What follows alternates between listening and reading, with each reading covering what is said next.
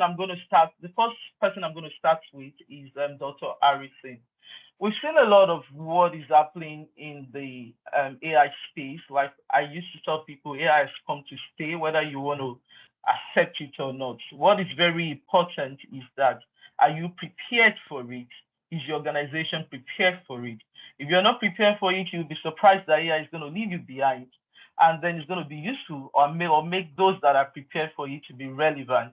Now, my question to Dr. Harrison is that what emerging trends and advancements do you envision shaping the future landscape of AI, data utilization, and security within the financial sector? I want to know how might this development reshape traditional banking practices?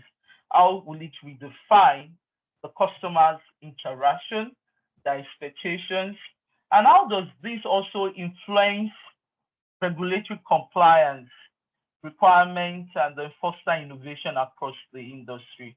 So over to you, Dr. Harrison. All right, thank you. And again, good afternoon, everyone. Just can you confirm you can hear me? Loud and clear. Okay. On a lighter note, I actually thought the background music was intentional. I think it's actually added some coloration to your the AI conversation. But it's good to know that at least we don't have to deal with it now. Okay, so first is I think I align and I agree with you that AI conversation is something if you're not discussing it now, you are missing from today and you will miss more tomorrow. Because the capacities and the potentials are just unbounded. Okay, it's completely unbounded. But to begin to bring it home, I just to let you know how the banking industry have continued to evolve. Okay, the last state that we all remember is the brick and mortar.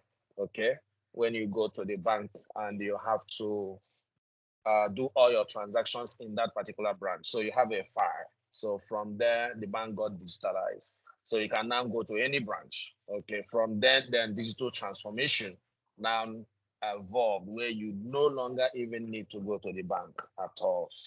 But now there's that notch that is evolving where the bank now comes to you, personalized. Do you understand? Understanding that so from there, we begin to have things called customer centric. So you have the customer in mind. Then you started doing what we call segmentation. So you say, oh, these are Gen X, these are baby boomers, these are HDs, these are workers, and all that.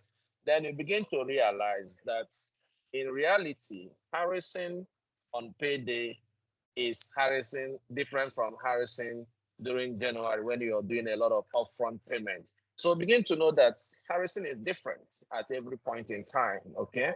So that context now begins. So this is where AI is now coming in to recognize that my product offering to Harrison in the morning may actually be different from what he will need in the afternoon or in the evening. Okay. So one of the places where AI is powering is where you call what we in area of customer experience and personalization, service personalization. Understanding that one person is different from the other, and that same person can have different needs at different times.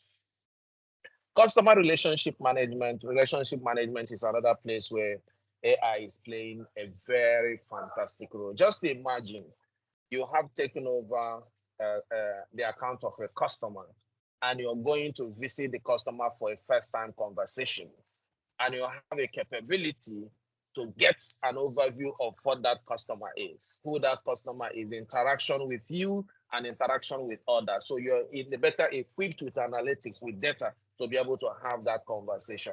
It helps a lot. Okay, that's another very interesting thing that is happening within the banking industry and now more than powered by both emerging technologies and the power of artificial intelligence. Then it comes to the area of fraud detection and fraud management. Do you understand? So today, prior to now, we have what we call rule-based. So you set your rules, and if a transaction triggers that rule, then you have an exception, then you can decide.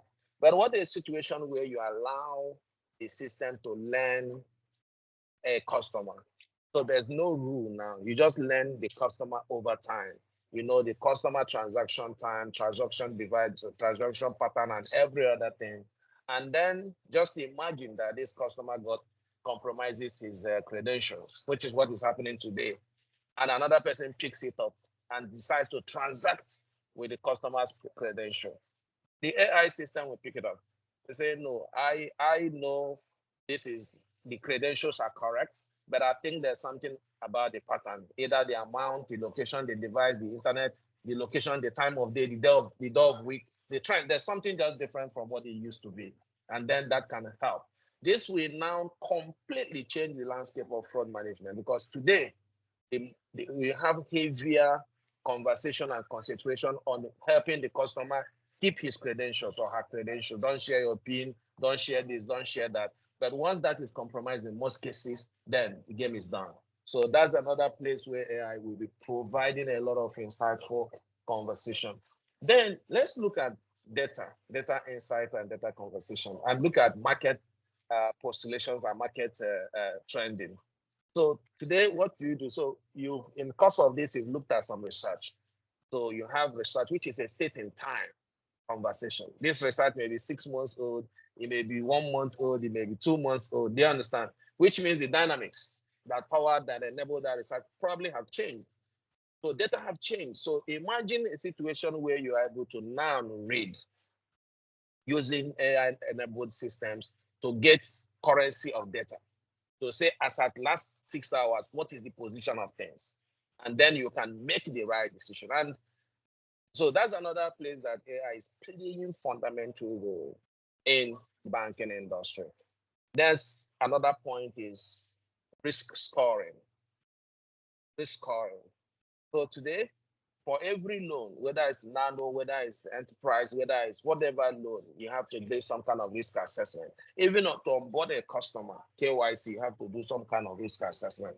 But just imagine a situation where you have a capability to look at data beyond transactions, look at the data around the customer, and you're able to predict whether this customer can have the capacity and the character to pay back a loan or not. First, whether the business is able to yield that refund to be able to pay that fund to be able to pay the loan, and whether the character of the person can fund that loan. So today, that's what is powering our Lando lending and Lando credit facilities, where you're able to say, yes, this customer has capacity, and you then see that the non-performing threshold is actually within marginal or what we call acceptable risk layer. So now there's also what again is AI doing in the banking industry? Compliance. Compliance. There's another what we call today GRC. We call it any kind of name. It's compliance. Being able to say, for example, how do I make sure? Because I talked about the state in time, and I talked about the transient things that are changing, where all the parameters are changing. So you can't continue to use a state in time report to be able to manage such. So you can't use what is static to manage what is in motion. That's what I'm saying. So that's where AI again is strongly to say yes, that can I know, for example, can I query the state of my organization as at now, as we speak?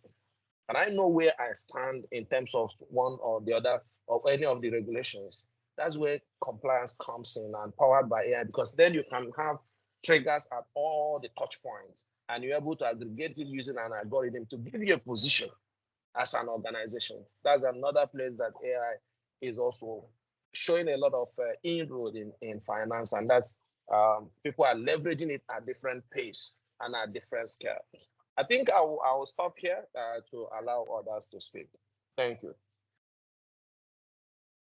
All right.